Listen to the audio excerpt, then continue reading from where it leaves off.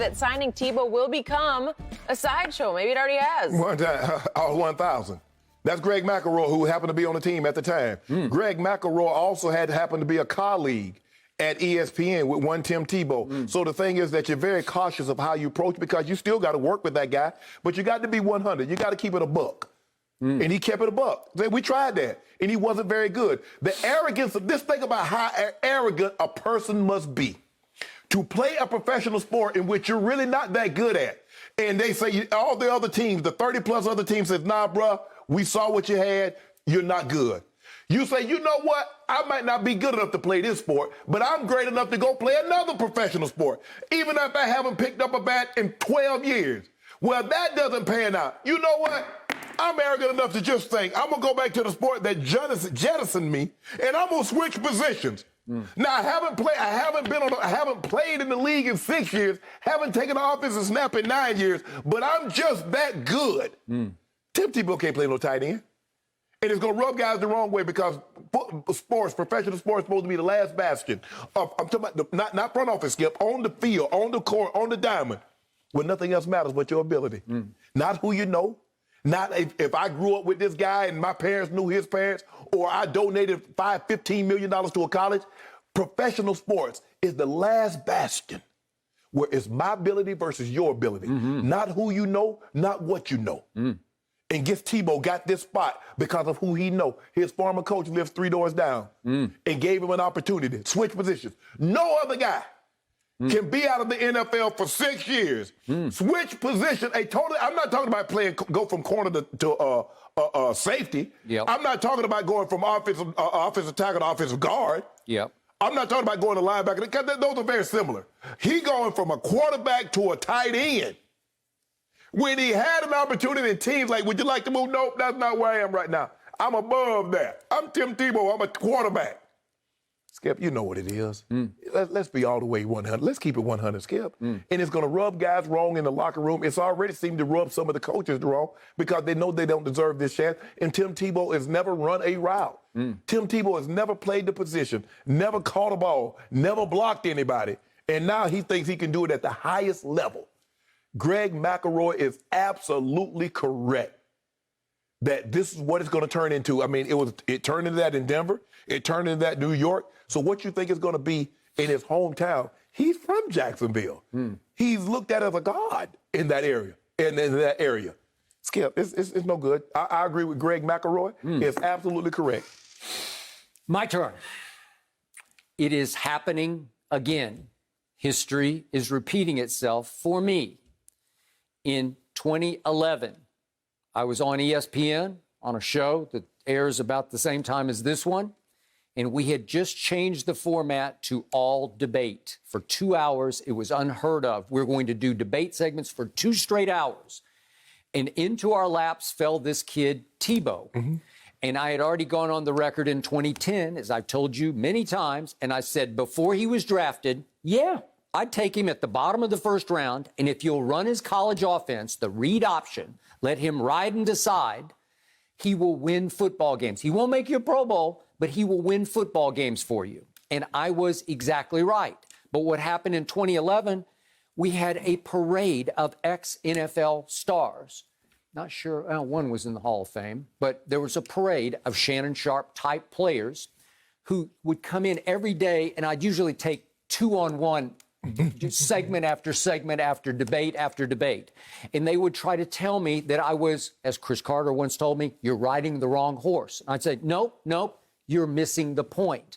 And all Tebow did when he finally got that chance, when your Broncos fell to 1-4 with Kyle Orton at the helm, was he started to win football games late and close, because in the last 5 minutes of all those games that he played that year, he got deadly accurate and led the league in QBR in the last 5 minutes of those games. He kept pulling them out of the fire miraculously, because he might be off target for much of the game, and all of a sudden he would be deadly on target late in the game. Skip, I'm not giving you credit. Skip, I'm not giving you credit for pulling my hand out the fire when you're the one that stuck my hand in the fire to begin with. So you get no credit for that. He brought them back to win the AFC West. You know better than anybody how difficult that is to do when you start 1-4. Yes, it is. It's virtually impossible. Yes. And he pulled that off. by pulling out of the fire game after game after game. Do I have to start remembering all the games starting with Miami and Chicago and at Minnesota? Can I ask you a question, Skip?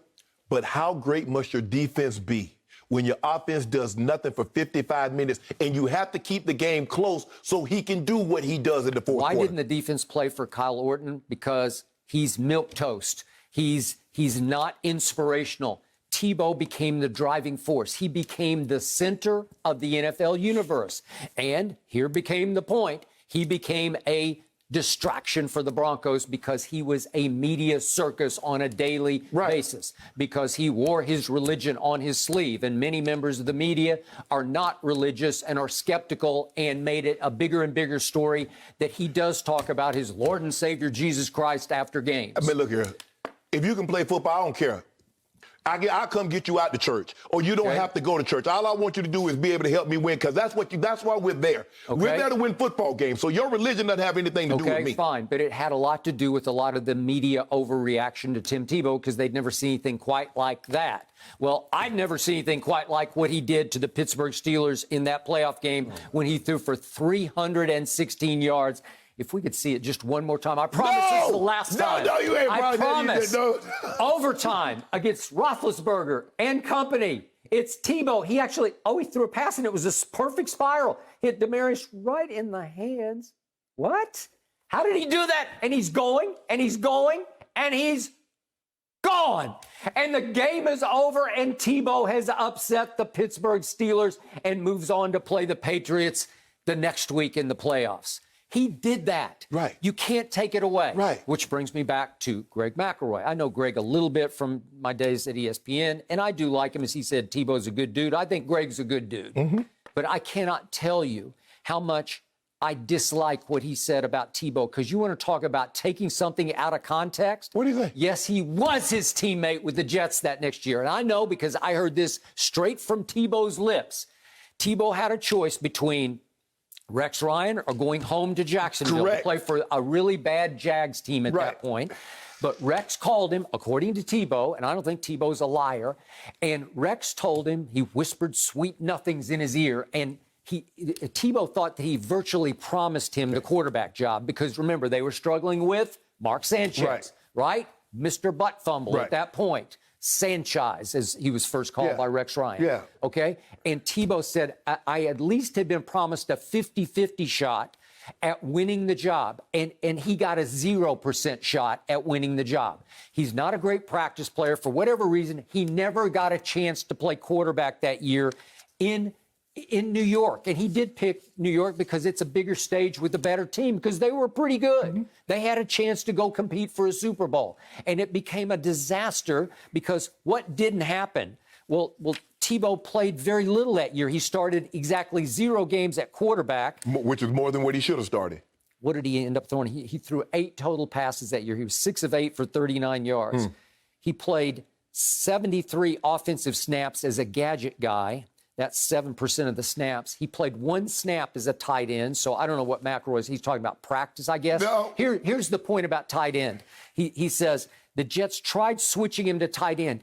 He didn't want to be a tight end because he was a starting quarterback who had lifted a team to the playoffs and won a playoff game just the year before. He was devastated because he thought Rex Ryan lied to him and went back on his word. So if you suddenly in midstream at like week 8 or 9, you say, hey, Tim, I think it's not working out. You got to try tight end. What do you think Tim Tebow's going to say?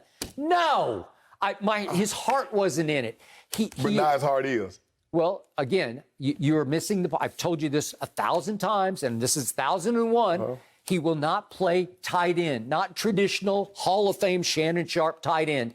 The blueprint was established by Urban Meyer when Tim was a freshman. Just go look at the tape of what happened with Chris Leak as the starting quarterback. Why do you say tight end? Why not just say we bringing him in? We bringing him in as a positionless player. Why say tight end? Why not say quarterback? Okay, Urban's just trying to get rid of the media hubbub. He's just trying to dismiss it so that there's no conjecture about, is he going to take snaps away from the guy you picked number 1 overall, Trevor Lawrence, the new franchise quarterback? But I wonder he will take a few snaps. I wonder why all the neighbors are concerned and want to come by my house every day when I get a pet lion. What do you think is going to happen? What do you think is going to happen when you bring Tim Tebow in, a guy that has not played in 6 years? You know what? You know, Mike Dicker said something the other day. He says, well, these tight ends in today's game, they don't block anybody.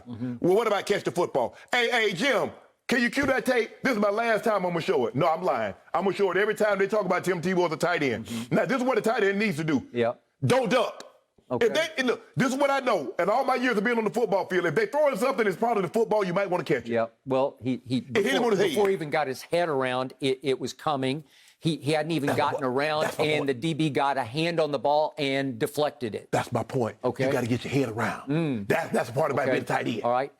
I will bet you that next year he will catch very few passes because he will be used as an H-back. I've told you this 1,000 times. Now it's 1,002 times. H-back in the backfield. Maybe they'll wildcat him occasionally, direct snap it to him. They'll bulldoze him on any 3rd and short, 4th and short, or goal line situation.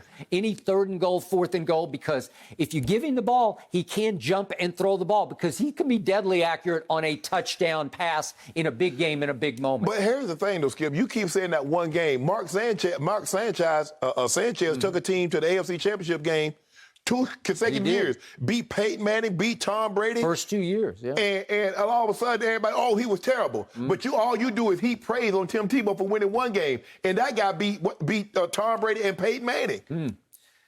He was devastated that his dream got taken away from him. It didn't. He's back now Skip, because his coach, do you remember what his coach said the other day about him? What he told his assistants, Urban Meyer? Right. He said, you don't understand. The assistants who had worked him out said, he looks like he's 18 years of age in condition. And Urban said, you don't understand. He's the most competitive psycho you will ever meet. And that's Tim Tebow. It's a force of competitive nature. That's what he will use next year. Skip. Small, but dynamic doses. I'm not saying he's not competitive. I'm not saying he's not a good person. And his religion doesn't bother me.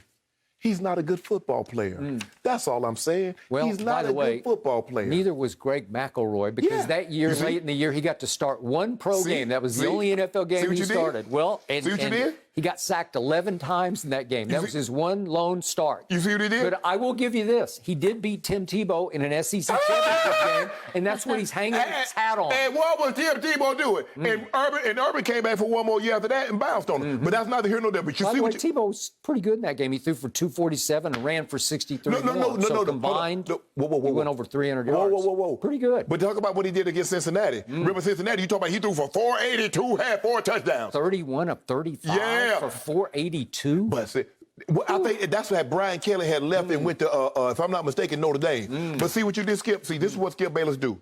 And this is what a lot of Tebow supporters do. If you criticize Tim Tebow, you're jealous of him. If you criticize Tim Tebow, you're criticizing his religion. None of that bothers me. I didn't say that about you at all. No. But you say he can force a competitive nature. Skip, he can't play football. What do you tell me about Josh McDaniels? He can really coach offense, right? Yeah. He was the one who said, I want that guy with the 25th overall pick. If that was the case, then why couldn't they find Coach Belichick always finds a spot for guys that can play. Why couldn't they find a spot for Tim Tebow? Because they're not going to install the ride and decide read option when Tom Brady is the starting quarterback. No, just find a play for him. And Ryan Mallett's the backup. It's a pro-style Troy attack. Brown played defense. Matthew Slater. They find places for guys that can play in New England. We're going to have plenty of time, I promise, to talk all things Tim Tebow moving forward, Shannon. And Tebow put out a statement that he accepts this challenge, he embraces it, and he thanks everyone for the support as he embarks on this journey. So get ready, guys. Good luck, Tim.